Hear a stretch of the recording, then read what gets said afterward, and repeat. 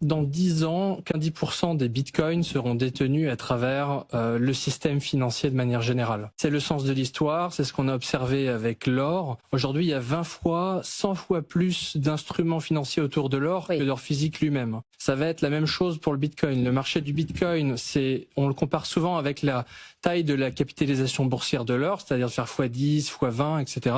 Et on oublie parfois les enjeux technologiques autour de ça. Ça ne veut pas dire que ce que fait Ledger n'est pas important. Au contraire, ça permet toujours d'offrir cette optionnalité. Il va toujours y avoir de plus en plus de personnes qui vont adopter du Bitcoin et choisir l'option de la souveraineté individuelle totale. Ceci étant, la souveraineté individuelle totale, ça implique aujourd'hui l'anonymat complet. Sinon, alors ça veut dire que la solution la plus sécure, 99% des cas, ce sera un titre financier qui offre une exposition au Bitcoin de différentes manières. Un ETF Bitcoin, une Bitcoin Treasury Company, et après quand on dit Bitcoin Treasury Company, il y a à boire et à manger. Donc, ce que fait Capital B, c'est d'avoir des piliers très clairs. Lever du capital, accumuler du Bitcoin, le garder à tout jamais, ne pas le vendre, ne pas le perdre.